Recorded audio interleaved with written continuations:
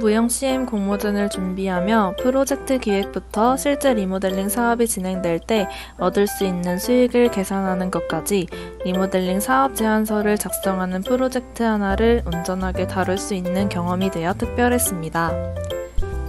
이번 프로젝트를 진행하며 유의미한 결과를 달성하기 위해 목표와 진행 과정을 공유하는 것은 건설 사업과 매우 유사하다고 느꼈습니다. 공동이익을 위해 조합, 건설사, 시행사가 서로 조율하고 큰 문제가 발생하지 않도록 협력하는 과정이 실제로도 쉽지 않고 저희 스스로에게도 쉽지 않았지만 공모전을 준비하며 간접적으로 경험해보고 문제를 해결해 나아가며 실제 건설 사업과 유사한 점을 많이 배울 수 있었습니다.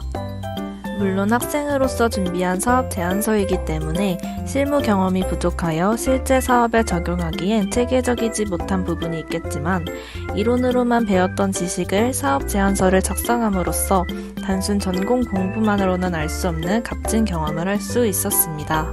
이와 같은 과정을 거쳐 완성된 저희 조의 리모델링 사업 제안서는 발표를 통해 더욱 자세히 말씀드리겠습니다.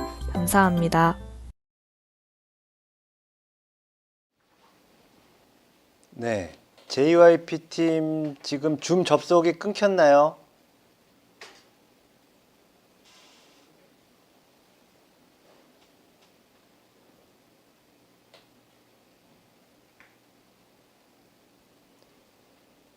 JYP팀 제 목소리 들리세요?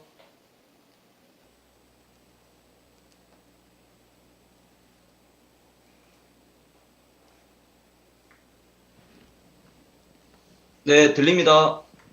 네네. 지금 접속이 좀 끊겼던 것 같은데요. 네, 죄송합니다. 15번째 발표팀 JYP팀 발표를 시작해 주시기 바랍니다.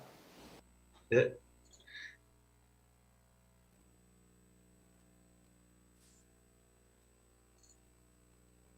안녕하십니까. 송파구 문정동 아파트 리모델링 사업 제안서 발표를 시작하겠습니다.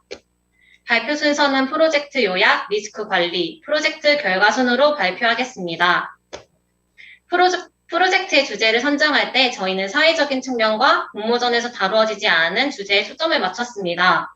당시 리모델링 시장이 확대되고 있었고 공모전에서 아파트 리모델링은 다루어지지 않은 점을 고려하여 주제를 선정하게 되었습니다.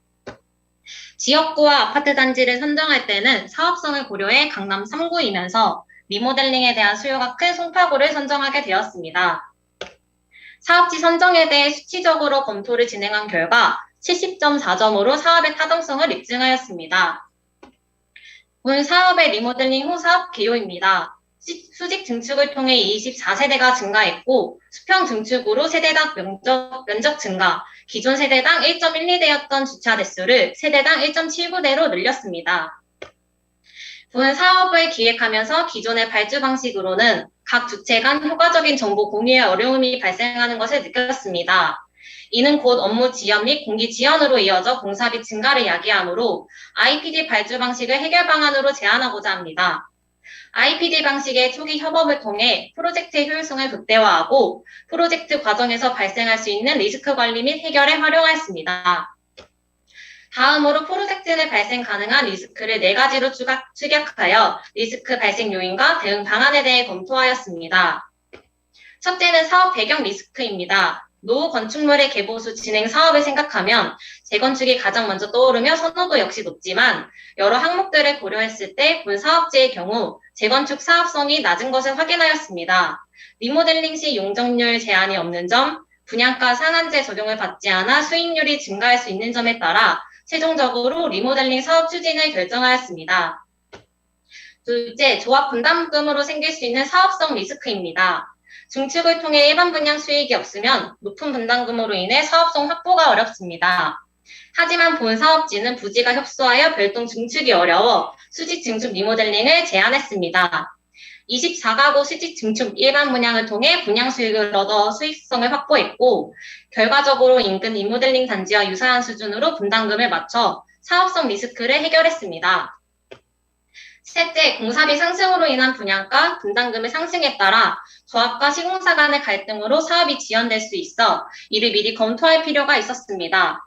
공사비가 변동될 수 있기 때문에 건설 공사비 지수를 참고하여 공사비를 책정했고 그에 따른 조합과 시공사의 수익률을 민감도 분석을 통해 선제적으로 체크해 리스크에 대응하였습니다.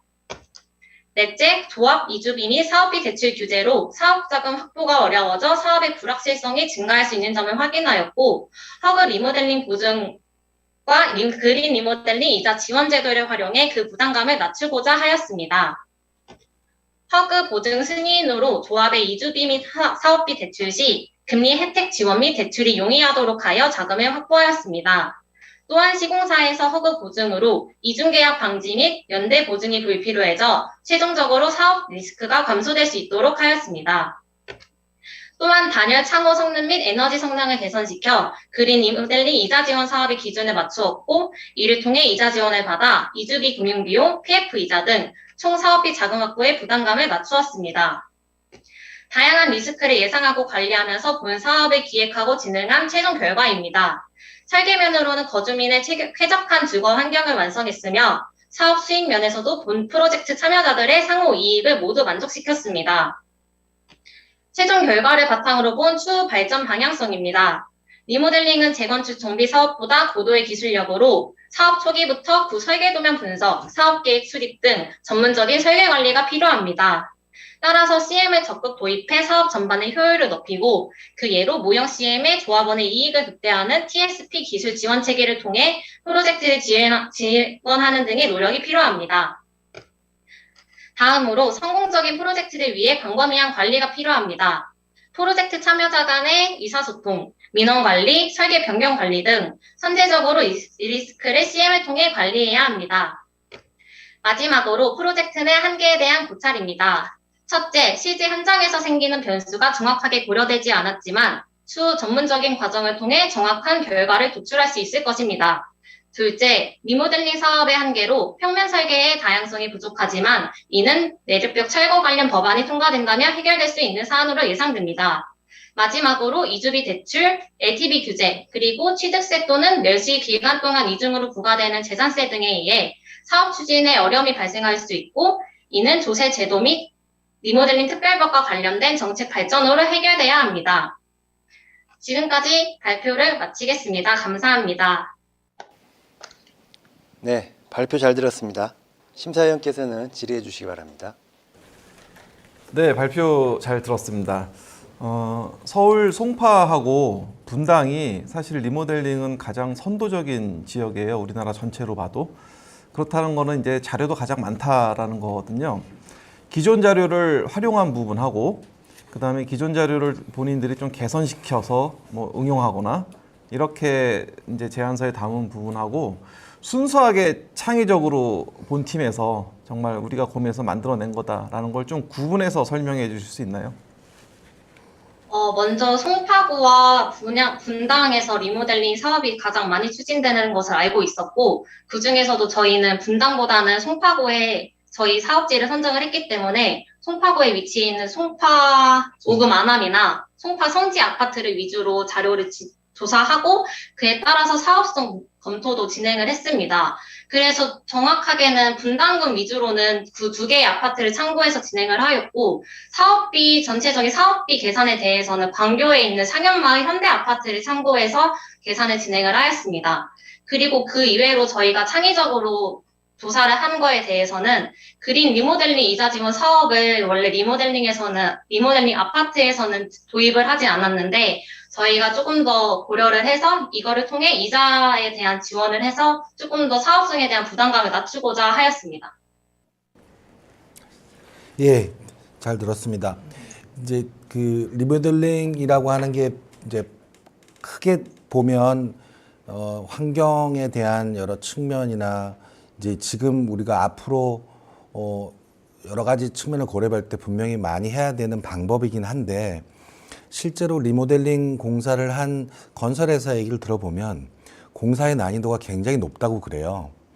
이제 차라리 이렇게 할 거면 차라리 그냥 허물고 하는데 아까 그 부지에서는 이제 동이 제한되고 해대수가 얼마 되지 않았기 때문에 리모델링의 어떤 사업성은 뭐 있다고 생각이 듭니다. 그래서 그 지금은 계속 이제 사업성이라든지 초기에 이제 구도를 잡는데 타당하다는 이런 의견들이 많았잖아요. 지금 제시한 거에서는. 그래서 공사 관리, 시공 관리, 뭐 CM 안에서 이제 시공 단위의 관리적인 측면에서 어떤 거를 좀 더 우리가 중점 관리해야 되는지 좀 말씀을 좀 더 깊이 하실 수 있을까요? 네, 그 시공 관리 부분에서는 이제 물론 신축이나 이런 재건축보다도 말씀하신 대로 고도의 기술이 필요하고 그렇습니다. 그런데 현재 저희가 리모델링을 중점으로 둔 이유는 일단은 환경 문제를 일단 둘 수도 있고, 그리고 이제 설계 도면 이제 현장과 불일치, 그리고 설계 도면과 현황의 불일치로 인한 그런 공전 지연 및 그 설계 변경이 다소 발생이 가능합니다. 그래서 고도의 그런 기술도 필요하고, 또 설계 변경에 따른 원가 변동, 도면 현장 불일치에 따른 품질 저하 등이 발생할 수 있습니다. 그래서 이제 리모델링은 현장 여건에 따라 철거 부위가 추가될 수도 있고, 또 철거 시에 구조 문제가 발생할 수도 있기 때문에 그런 부분들을 CM이 초반부터 이제 시공회사 협력을 해서 그런 부분을 처음부터 이제 같이 시스템을 구축해 나가야 될 것 같습니다. 공사비도 한번 여쭤보겠습니다. 공사비가 아까 평당 단위 비용이 보니까 700만 원 정도 되는 것 같은데 맞습니까? 저희가 선정한 공사비의 경우에는 일단 이번 사업성 검토에서는 600만 원으로 책정을 하였고, 네. 민감도 분석을 통해서 추후 700만 원까지 올라갈 수 있다는 점까지 고려를 하였습니다. 그게 신축보다 비싼 비용인가요? 아니면 좀 싼 비용인가요? 지금 600만 원 정도 같은 경우는 현 시세에 맞춰서 고려를 한 부분이고, 그에 대한 거는 송파 5금 만암 같은 경우가 공사비 책정이 평당 600만 원 선에서 책정이 되었습니다. 그를 참고로 진행했고, 그 이외의 경우에는 추후 요즘 건설 시세에 따라서 700만 원까지 책정되는 것을 판단하여서 추가적으로 민감도 분석을 진행을 했습니다. 네, 잘 들었습니다. 그 다음에 혹시나 이제 이런 걸 만들 때 말씀드리면 그 공사비 구성 내역에서 같은 신축이 600만 원이고 리모델링이 600만 원이 같더라도 실제 안에 구성하는 특징들이 좀 더 있을 거라고 생각이 들어요. 그런 걸 조금 더 부각시켰으면 저희가 이해하는데 훨씬 더 좋았을 거라고 생각이 듭니다. 잘 들었습니다. 감사합니다.